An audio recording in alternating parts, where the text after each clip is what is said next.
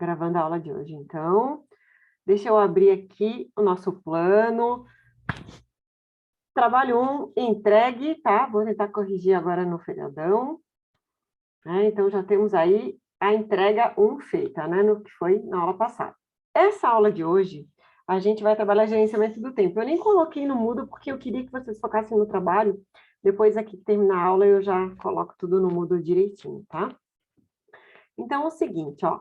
A gente vai trabalhar gerenciamento de tempo em projeto, lembrando que, né, a gente entregou a etapa 1 do trabalho, que é um plano de gerenciamento de projeto completo. Então, a gente entregou a primeira parte do trabalho. A gente vai entregar a segunda e a terceira, que tem a apresentação de tudo, tá? Lembrando aí, pessoal, então. Então, hoje a gente começa o gerenciamento do tempo, a gente tem 2 aulas. Depois a gente entra em gerenciamento de custo, comunicação e qualidade. Essas 4, 1, 2, 3, 4 áreas, tá? Elas vão formar a entrega do trabalho T2. Depois a gente começa com recursos humanos, riscos, aquisições e integração.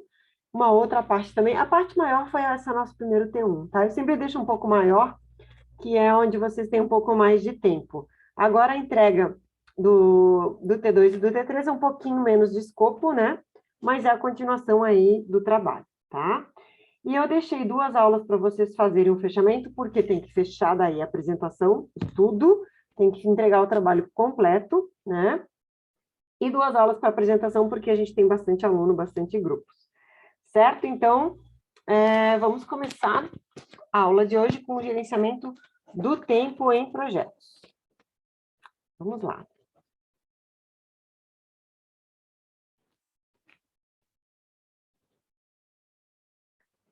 Começamos, então.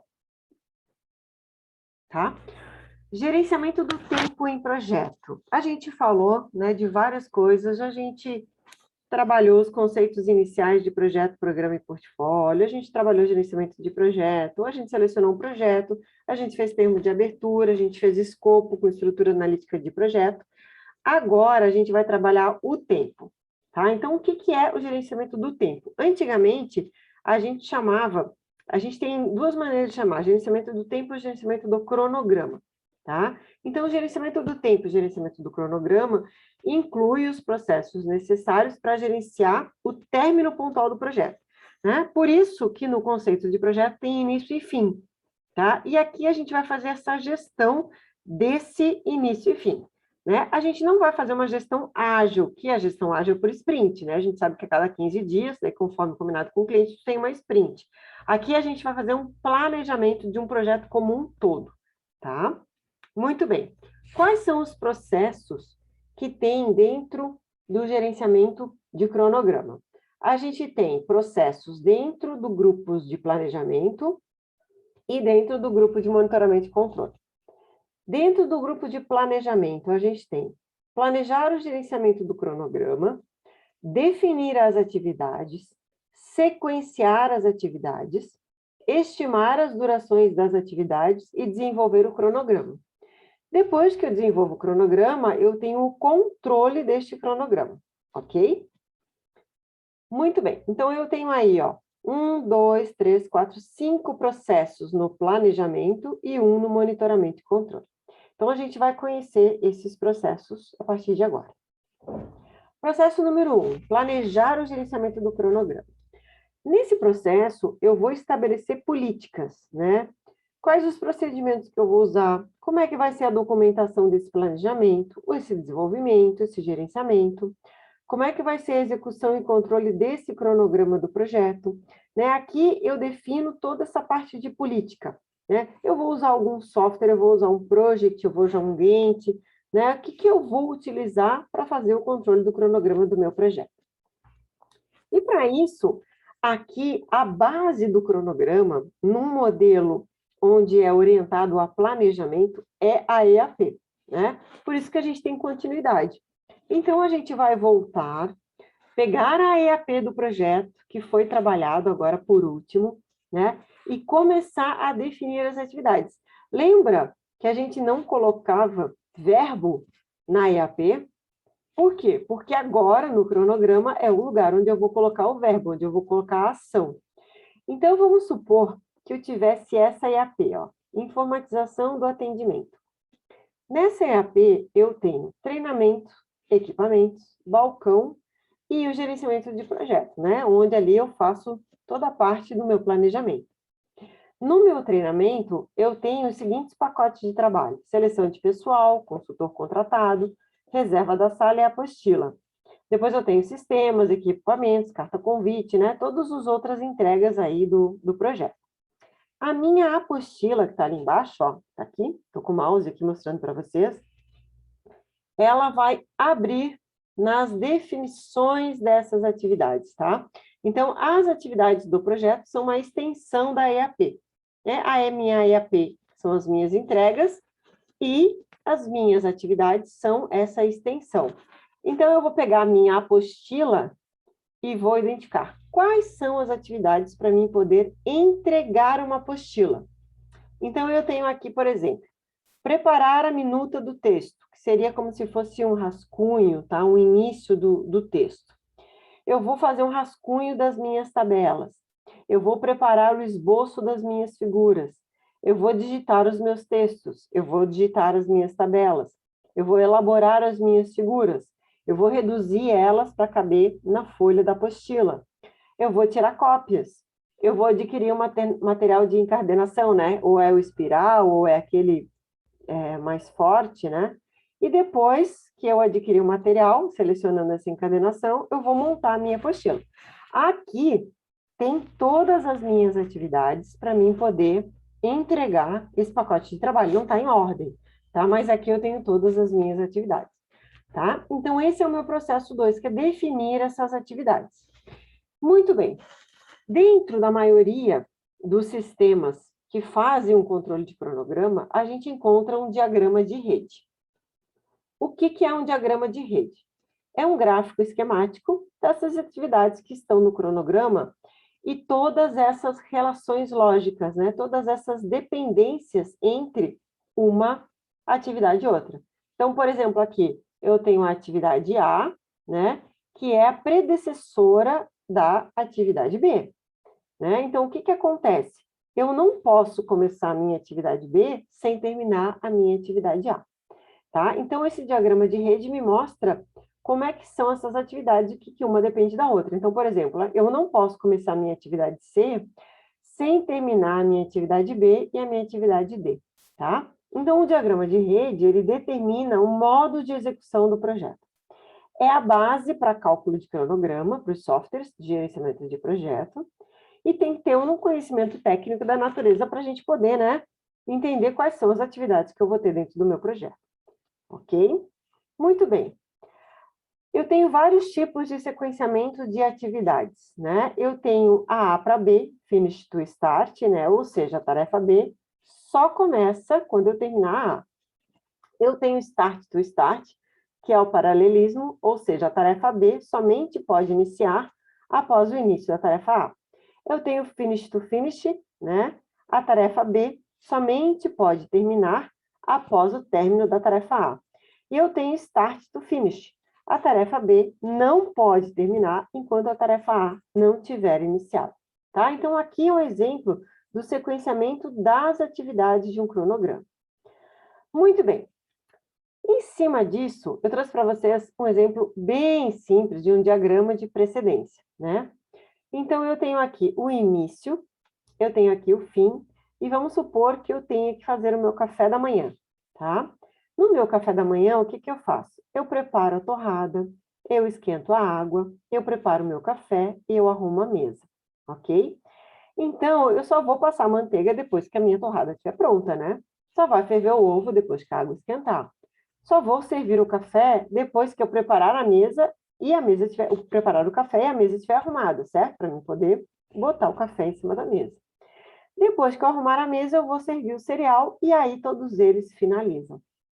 Certo? Então, é um exemplo bem simples de diagrama de precedência. Muito bem. O que eu quero fazer agora com vocês? Um exercício. Quero que vocês peguem uma folha de papel, exercício individual, tá? Quero que vocês peguem uma folha de papel. Quero que vocês peguem um lápis e façam um diagrama de rede com essas atividades aqui, ó. tá? Eu quero que vocês montem esse diagrama aqui, ó. O que que vem um antes do outro, tá? Em relação às atividades que estão lá na minha apostila, né? Então, eu tenho preparar minuta, rascunhar tabelas, preparar esboço. Eu quero que vocês façam esse diagrama de redes, depois tiram um print e vocês vão subir para mim lá na área do Moodle, tá? Eu vou só fazer o seguinte, eu vou tirar isso aqui do modo de apresentação. Vou deixar aqui para vocês, só para mim poder ter acesso aqui ao Moodle, para mim criando a sala. Alguém tem alguma dúvida? Tem? Do exercício? Acho que não. É fazer esse diagrama aqui, ó, com essas tarefas, tá? 10 minutinhos, será que dá? Acho que dá, né? 17h45. Até Faz 17. 15. Tá bom, vamos lá. Vamos fazendo, quem vai terminando vai dizendo para mim que terminou, tá? Vamos ver quem é que consegue chegar mais próximo do meu gabarito. Vamos lá, valendo. Tem que fazer esse diagrama de rede aqui. E eu vou dar Eu vou suspender aqui, pausar a gravação enquanto vocês fazem o trabalho. Retomando a gravação. Tu quer que a gente envie lá pro Moodle agora, Sora, antes de corrigir? Calma, vamos corrigir. Ok, obrigado. Vamos lá, então, ó. As predecessoras são essas aqui, ó. Tá? A, B, C, mas vou direto no exercício para dizer para vocês como ficou. Isso aqui é o meu gabarito, tá? Pode ter algumas diferenças, não tem problema nenhum. Mas, assim, geralmente, antes de tu digitar o texto, tu faz esse rascunho, essa minuta. Antes de tu digitar as tabelas, tu rascunha as tabelas. E antes de elaborar as figuras, tu prepara o esboço das figuras. Antes de comprar, né, o material para encadernação, tu vai selecionar a encadernação. E antes de reduzir as figuras, tu vai elaborar essas figuras, certo? Para poder montar a apostila, tem que tirar cópia, né? Tudo isso aqui tem que virar uma apostila e tirar as cópias de tudo isso aqui. Aí tem o espiral que você comprou para encadernar e monta a apostila. E é o fim. E aí, ficou muito diferente do que está aqui? Não, ficou bem parecido. Ficou parecido? Eu não fiz dessa forma paralela ali, mas eu fui separando meio que nos grupinhos ali e deu mais ou menos a mesma sequência ali, tipo, do esboço, elaboração e redução ali e tal. Aham. Ficou parecido. Maravilha, então. Então, Eu botei o adquirir material como dependência do tirar cópias. entendi. Uhum. Tu vai primeiro tirar cópias, depois tu vai comprar o material? Pode ser? Não, o contrário. Adquirir o material e depois tirar cópia. Entendi. Colocou lá para cima, né? Tá, entendi. Tá. O meu também, eu coloquei, faz tudo de preparar, digitar, daí selecionar encadernação, material e cópias. Tá, não tem problema nenhum. Também não tá errado, é um outro gabarito. Mas, beleza. Atingimos o primeiro objetivo, que era fazer um diagrama de redes, né? E entender essa sequência aí das atividades. Vamos seguir, então, ó. Se a gente fosse colocar agora, pegasse essas mesmas atividades e colocasse horas nela, tá? Então, por exemplo, para preparar a minuta, eu levo 1 hora. Para digitar os textos, eu levo 3. Para tirar as cópias, eu levo 2. Para digitar a tabela, eu levo 2, entendeu? Cada uma das minhas atividades aqui, A, B, C, D, E, a gente colocou o número de horas. Porque é isso que a gente faz um cronograma de projeto, né? Tem que avaliar qual é aquela atividade e fazer o planejamento de quantas horas, se a gente estiver trabalhando homem-hora, né? Quantas horas a gente vai levar para trabalhar aquela determinada atividade. E aqui eu trago um conceito para vocês que se chama caminho crítico, muito usado em cronograma de projeto, tá? O que é um caminho crítico? O caminho crítico é a duração do cronograma, tá? É a duração do meu cronograma do meu projeto, eu chamo isso caminho crítico. O caminho crítico é o caminho mais longo do diagrama, mas representa a menor quantidade do tempo para que o projeto seja completado. Entendeu? Se eu adiciono tempo ou atividade no meu caminho crítico, né, eu vou aumentar a duração do meu projeto. E a gente também fala que dentro de um caminho crítico eu tenho folga 0.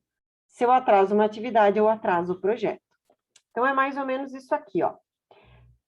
eu tenho esses horários aqui. Eu queria perguntar para vocês qual é o caminho crítico desse cronograma. Quem me responde?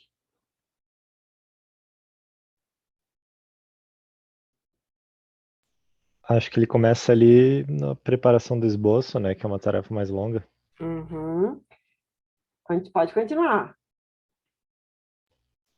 Daí Eu vai acho que seguindo. daí... ele vai seguindo, não Vai seguindo, ramifica mais, né? né? Elaborar Isso, figuras, Até o final. reduzir, tirar cópias. isso, muito bem, olha aí, ó. É o meu caminho crítico, né? É o maior tempo dentro do meu cronograma, né? Se eu adicionar alguma coisa neste caminho, o meu projeto aumenta, e ao mesmo tempo ele é o menor tempo para executar o meu projeto, certo? Eu não consigo terminar todo o meu projeto se eu não passar por ele, tá? E tem folga zero, tá? Então é isso que eu chamo de caminho crítico. Caminho crítico é o caminho do cronograma do projeto, tá? É o maior caminho do cronograma do meu projeto. Isso que eu chamo de caminho crítico. Muito bem. Depois que eu defino o meu caminho crítico, eu vou definir as minhas atividades, tá? O que são as minhas atividades, né? Eu fiz ali um exemplo com vocês em cima do diagrama de redes. A gente foi lá e identificou todos os ambientes ali, todas as atividades da minha apostila, tá? Então, agora eu estou retomando isso aqui. Eu tenho, então, por exemplo, uma EAP que fala de um projeto de sistema hospitalar. Muito bem. Eu vou pegar um pacote de trabalho dessa EAP, por exemplo, fontes, código, tá? E vou gerar a lista de atividades deste pacote de trabalho. Vamos supor que a minha lista fosse essa aqui, ó. Implementar o cadastro de usuário, implementar a tela de login, implementar... Só um minutinho. Implementar permissões para as telas do sistema, implementar cadastro de pacientes, cadastro de médicos, cadastro de cirurgias, implementar uma agenda de sala cirúrgica, tá? Vamos supor que eu tenho todas essas funcionalidades aqui para mim poder desenvolver, tá? Então, ou seja, a partir de um pacote de trabalho, eu abro nas atividades. Ou, vamos supor aqui que eu tivesse aqui requisitos, né? Exemplo do que seria abrir o pacote de trabalho de requisitos. Identificar requisitos funcionais, identificar requisitos não funcionais, identificar os requisitos de negócio, criar as user stories, por exemplo, né? Se eu fosse trabalhar, poderia ser essas atividades. Muito bem, depois que eu defino essas atividades, o que eu faço? Eu vou usar o diagrama de rede para mim poder entender quem são as minhas predecessoras e as minhas sucessoras. O que vem depois da outra, né? Quais são as interdependências, quais são as dependências que eu tenho dentro do meu projeto. E isso se chama sequenciar as atividades. Então, vamos supor aqui, ó, implementar cadastro de usuário, não tem predecessora. Isso é uma suposição, tá? Então, vamos supor que depois que eu fizer a tela de login, eu só posso fazer a tela do login depois que eu terminar o 11, ali, ó, que é o cadastro de usuário. Eu só posso implementar as permissões depois dos 2 primeiros. Eu só posso terminar o cadastro de paciente depois do 13, entendeu? Eu estou fazendo um encadeamento das minhas tarefas, tá? E eu só posso implementar a sala cirúrgica depois que esses 2 aqui estão prontos. Certo? Então, é só uma maneira de apresentar as predecessoras do meu projeto. A maioria dos softwares de cronograma de projeto, por exemplo, o Project, se a gente estivesse lá presencial, a gente iria para o laboratório desenvolver dentro do Project, né? A gente tem um MS Project da Microsoft em todas as máquinas dos laboratórios. A gente iria trabalhar com o Project, que é bem legal, dá para aprender a fazer cronograma de projeto. Mas aqui a gente daí pode trabalhar, por exemplo, com o WBS Charter Pro, que pega a EAP e já mais ou menos organiza nessas tarefas. Mas vamos seguir aqui, então. Então, primeira tarefa, identificar as atividades. Segunda tarefa, sequenciar as atividades, né? E a terceira tarefa é estimar a duração. Né? Eu colocar aqui quantos dias eu vou buscar. A mesma coisa que eu fiz aqui, ó, né? Eu vim aqui e coloquei quantas horas eu ia levar para trabalhar cada atividade dessa da apostila. Né? Aqui eu volto para o meu projeto, né, para cada uma das minhas atividades, Posso colocar as pessoas que vão trabalhar no projeto e a duração delas. 1 dia, 2 dias, 3 dias, 4 dias e assim por diante. Os sistemas que fazem cronograma de projetos, tu pode ter uma série de configurações. Então, tu pode configurar, por exemplo, que a pessoa trabalha 8 horas por dia, não contar sábado e domingo, entendeu? E aí ela vai montando o cronograma do projeto para ti. A questão toda aqui é como que a gente identifica a duração de uma atividade, né? Uma boa prática é o uso de informações históricas, ou seja, ter uma base de conhecimento, né? Eu já executei esse projeto hoje, eu já implementei várias telas de login. Quanto tempo eu levei para implementar uma tela de login num projeto que é parecido e que tem a mesma tecnologia? Entendeu? Então, base de conhecimento é muito usada para identificar a duração de atividades, né? Ou sentar com o time do projeto e fazer isso junto com o time do projeto é bem importante também, né? Só tem que cuidar para não usar qual técnica, pessoal? Qual é a técnica que a gente tem que tentar evitar quando a gente monta uma estimativa de uma atividade? Hein? Ninguém quer falar? Então, eu vou falar. O chute. Ninguém pode usar a técnica do chute, né? Não pode chutar. Ah, eu vou chutar quanto tempo eu vou trabalhar nessa atividade. Isso é a pior coisa que tem para um projeto, principalmente para orçamentos de projetos, né? A partir do momento que tu chuta, tu tem uma grande chance de errar, e aí o orçamento sai errado, o projeto sai com prejuízo, então tem que tomar bastante cuidado quando eu for fazer estimativas de trabalho. Mas vamos lá. Eu tenho várias técnicas de estimativas, né? Eu tenho opinião de especialistas, né? Que eu tenho a estimativa paramétrica, ou seja, métodos estatísticos baseados em dados históricos que calculam a estimativa. Eu tenho uma análise de reservas, estabelecimento de reserva de contingência, então eu tenho lá, reserva de contingência a gente usa muito quando a gente não tem certeza daquela quantidade de horas, então eu ponho mais 2 horas de reserva de contingência. Estimativa de 3 pontos, que utiliza a técnica de PERT. Aqui eu identifico uma estimativa otimista, pessimista e normal, e em cima disso eu faço uma conta matemática. Ou eu posso trabalhar por analogia, que é o que eu estava comentando com vocês, base de conhecimento, né? Usar projetos similares para tentar contemplar as especificidades e as diferenças. Muito bem. Estimativa de PERT, então, né? Aquilo que eu comentei para vocês. A gente trabalha com uma fórmula matemática que é otimista, 4 vezes a normal, mais provável, mais a pessimista. Então, por exemplo, eu tenho 3 desenvolvedores. Um disse para mim que, olha, eu acho que são 4 dias. O outro diz, não, o mais provável é que seja 5. O outro diz, não, o mais provável é 4. Né? Ou o pessimista, não, o mais provável é 10. Né? Poxa, então como é que eu vou calcular isso aqui, né? Então, tu vai pegar o pessimista, o mais provável, o otimista, e aí vai aplicar a conta e vai vir no determinístico aqui. Tá? Então, essa é uma estimativa de PERT, foi muito usada durante muito tempo em projetos. Duração e esforço, isso aí também é bem importante de entender, né? Tu pode trabalhar com duração ou tu pode trabalhar com esforço dentro de um cronograma de projeto. A duração, quantidade de períodos. Eu vou levar 2 dias, vou levar 1 dia, vou levar 8 dias. E o esforço é tu tentar colocar isso em uma unidade de trabalho, por exemplo, horas. Né? Então, por exemplo, 2 dias eu vou levar 8 horas, ou eu vou levar 32 horas, ou eu vou levar 16 horas para executar essa tarefa. Tá? Então, eu posso mapear pelos dois, duração ou esforço. Muito bem.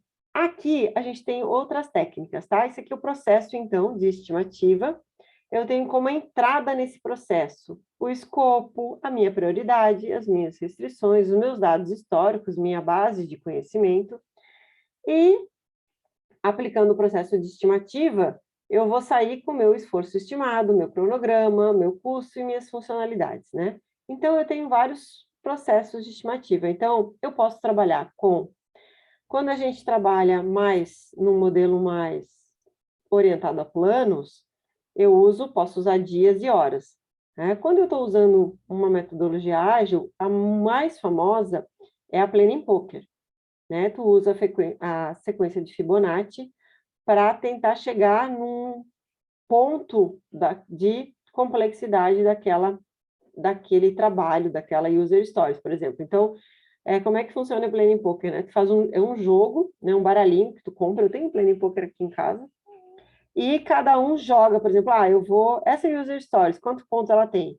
Aí um diz 3, um diz 5, um diz 7, e aí cada um defende, né, a sua pontuação, até chegar numa pontuação que todo mundo concorde. E com isso, o time vai entendendo quantos pontos ele consegue entregar numa sprint, né? E aí as user stories vão sendo colocadas dentro da sprint por pontos. T-shirt size, eu também já fiz isso uma vez, é assim, tu mapear ele por tamanhos de camiseta, P, PP, M, G, GG. Essa user stories, ela é P? É PP? É M? É G ou é GG? Tá? Também dá para trabalhar assim dentro de estimativas de projeto. E o horas, né, que esse é o mais usado ainda, assim, quantas horas eu vou levar para trabalhar nessa atividade, e aí coloca isso também dentro do projeto. Muito bem. Dentro do meu gerenciamento do tempo, aí eu vou fechar o meu cronograma do projeto, que é o que vocês vão começar a desenvolver agora, no restante da aula, a gente ainda vai ter aí em torno de 40 minutos, 45 minutos, que é o cronograma do projeto. Então, eu tenho essa aula e a aula que vem para que vocês façam o cronograma do projeto, tá? O cronograma do projeto, ele é complexo, ele deve ser feito para todas as atividades da IAP, tá? Vocês vão tentar trabalhar todas as atividades da IAP, e tem que ter um sistema para que auxilie vocês a colocar todas as atividades. Senão, se vocês botar na mão no Excel, vai dar muito trabalho, pessoal. Tá? Então, tentem buscar um sistema de cronograma para apoiar vocês nessa tarefa, tá? Então, prestem bem atenção, olha só. Tudo que está aqui, ó, GP, análise, requisitos, banco, modelo, carga e ambiente, acabou ficando sem abrir as atividades, tá? Vocês devem abrir as atividades dos pacotes de trabalho. No mínimo, 2 atividades por pacote de trabalho. No mínimo, tá? Aqui nos fontes eu acabei abrindo bastante. E cuidem para que tenha essas colunas na entrega de vocês, senão eu vou descontar no trabalho. Por isso que o trabalho T2, ele tem menos entregas, tá? Menos entregas. Então, eu tenho aqui o cálculo, vou colocar minha predecessora, vou colocar o nome de quem vai executar a tarefa, vou colocar o dia, e o sistema, ele calcula o início e o termo automaticamente a partir do momento que tu põe a predecessora, né? A partir do momento que ele sabe quem depende de quem, o link, e o dia que está aqui, ele calcula automaticamente as colunas de início e término de projeto. Ok? Então, é assim que a gente vai trabalhar. Mas vamos lá. Tem mais algumas... Vou fechar aqui a teoria para que vocês possam trabalhar. Existe dentro do cronograma o que a gente chama de cronograma por marcos, que é você colocar aquela data como uma data de entrega, um ponto de entrega. Então, por exemplo, eu posso criar um cronograma das minhas sprints, tá? A gente fazia isso muito lá no Terra. Em projetos que usavam metodologias ágeis, a gente tinha um cronograma. Então, eu tinha aqui a sprint 1 e as user stories dessa sprint, a sprint 2 e user stories dessa sprint. Então, para que eu consiga colocar um ponto de entrega, por exemplo, aqui, ó, esse triângulo, ele indica um ponto de entrega, um marco. É só colocar 0 no dia, que ele marca o dia como se fosse uma entrega, tá? Aqui tem outro exemplo aqui, ó, de entregas, dia 9, dia 29, 18, desculpa, 5, 7, 9, entendeu? Aqui são as datas de entrega, as datas marcos deste projeto. Então, tem atividade com duração nula, que representa esse ponto de controle, né? Eu coloco 0 no dia, e isso limita o trabalho futuro ou determina uma entrega importante, tá? Exemplos, revisões, aprovações, entregas relevantes, eventos externos, todos eles servem para fazer esse tipo de controle, ponto de controle. Aqui também a gente tem o diagrama de Gantt, o gráfico de Gantt. É um gráfico muito utilizado dentro da área de gerenciamento de projeto para enxergar o projeto. Então, por exemplo, aqui eu tenho todas as tarefas desse projeto e aqui eu tenho um gráfico de Gantt que me diz quem vai trabalhar, né, qual é a data limite e qual é o encadeamento das atividades. Mais um exemplo aqui de gráfico de Gantt, ó, para vocês. Esse aqui põe até o caminho crítico, tá vendo? O que está em vermelho aqui é o caminho crítico desse projeto que foi desenvolvido nesse software aqui, ó, Open Project. E por último, depois que eu monto o meu cronograma, eu faço o seu controle, né, que é o monitoramento de controle. Então aqui eu monitoro como é que está esse andamento. E aqui é diferente do ágil, né? A partir do momento que eu trabalho numa visão de cronograma, é muito comum fazer comando de controle, né? Entrar em contato com as pessoas do projeto e perguntar: está dentro do prazo? A tarefa iniciou no dia correto? Como é que está o cronograma? Já realizou quanto? 20%, 10%, 50% da tarefa? Ou quanto do meu cronograma está entregue? 50%? E você vai preenchendo no cronograma e ele vai te dando o percentual de andamento do teu projeto, tá? Isso é feito dentro do monitoramento de controle. Muito bem. Eu ainda posso ter os chamados controles de base, os cronogramas base, tá? A maioria dos softwares de gerenciamento de projeto, depois que tu monta um cronograma, ele salva como linha de base, que é para você poder fazer comparações com o realizado, né? Então, esse é o meu planejamento, e a gente sabe que muitas vezes o realizado tem alterações, né? Então, o cronograma base é usado para fazer avaliação e acompanhamento do desempenho do projeto. Se ele for ser alterado, esse cronograma base, ele precisa de uma aprovação, né? Ah, eu vou alterar o cronograma base porque ele virou o cronograma oficial do projeto, tá? Então, a partir do momento que ele for aprovado, ele pode ser alterado. E agora, então, a gente vai para a primeira entrega do trabalho T2, que é fazer o cronograma do projeto. Pessoal, vou gravar bem claro o que eu quero, para depois não vir errado, tá? Eu quero um cronograma com, no mínimo, 2 atividades para cada pacote de trabalho. Ou seja, 2 atividades. Implementar, desenvolver, entendeu? Vocês têm que abrir os pacotes de trabalho e colocar as atividades com as seguintes colunas: predecessora, recurso, duração, data início e data de fim. Dúvidas, pessoal? Quem está aqui na aula presencial, dúvidas?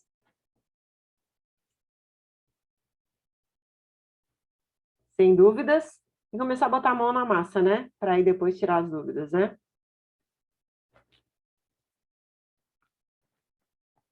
Ok, então.